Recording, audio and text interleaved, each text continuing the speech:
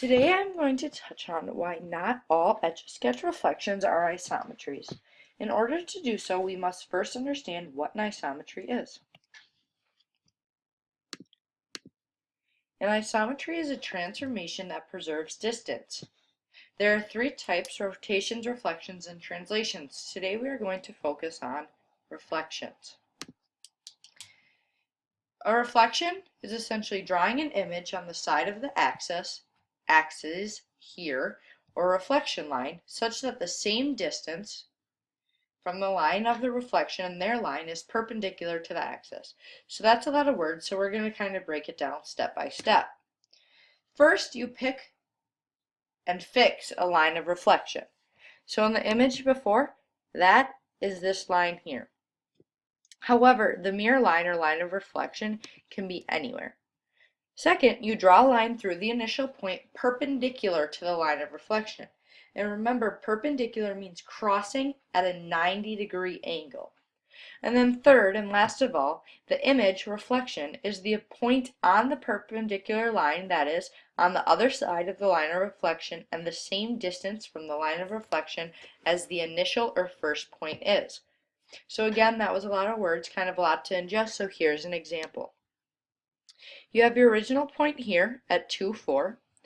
You have a red line here, which is the line of reflection, and a purple line here, which is the perpendicular line. Your reflected point is at 2, -4, because here's the 90-degree angle, and you go down 1, 2, 3, 4 here. You reach the line of reflection, so from the line of reflection you go 1, 2, 3, 4, and there's your reflected point. So now I'm going to touch on why not all Etch-a-Sketch reflections are isometries, excuse me. So here you have the two initial points, and something happened with my PowerPoint and it's not letting me fix it, so we're just going to adjust. So you have point A here, the initial point at 0, 0. Then you have point B here at 0, 5. You have this red line of reflection, which is at y equals 2x. And I found this y equals 2x by just doing simple geometry at y equals mx plus b.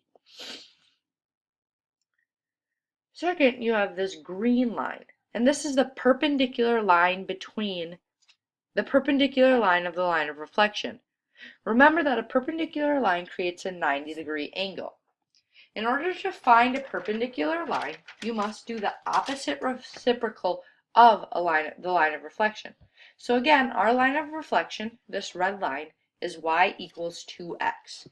The opposite reciprocal, so this green perpendicular line, would be negative. That's the opposite of positive. Reciprocal, the flipped fraction, so you have to think of the 2 as a 2 over 1. So that's why you would get a -1/2 plus 5, and the 5 there is the y-intercept of this B point. Now you must find the distance from B to the line of reflection, because that's the distance you are going to move the line. So we know that the perpendicular line is 2x. We're going to set the line of reflection equal to the perpendicular line, so you have 2x equals -1/2 x plus 5. So you move the -1/2 x over, so you add that, and you get 2.5x is equal to 5. Now you do simple algebra, divide that out, and you get x equals 2. So now to find, that's what we'll use as our y coordinate. Now to find the x coordinate, excuse me, to find the y coordinate, we'll plug it into the line of reflection where we have y equals 2x. You plug x equals 2. You plug the 2 in, so you have 2 times 2 equals y, which gives you 4. So our intercept here at the smiley face is 2, 4. You'll find the distance between, and again, because of PowerPoint and it's just not functioning correctly, you can't see it, but the distance between is about 3 apart. So it should be about down 1 over 2. And I forgot to touch on this before, but the initial distance between point A and B is 5, because if you count up, If I had my markers in there correctly, it would be 1, 2, 3, 4, and then 5. And unfortunately, again, PowerPoint is having issues with screencast and keeping those in there. So you'll put this about down 1 over 2 to get 3, and that will get you B1 at 4, 3. Now it's important to touch on A is 0, 0 again. However, because 0, 0, reflecting it over itself and creating a perpendicular line is just going to be too much work, because 0, 0 will always remain 0, 0 when you reflect it. So now that we have our points, we're going to prove that not all Etch-a-Sketch reflections are isometries. And here's how. The final distance is 7. We have our point A1 here at 0, 0 and B1 here at 4, 3. Because you can't see the markers, I'll just try to explain it the best I can.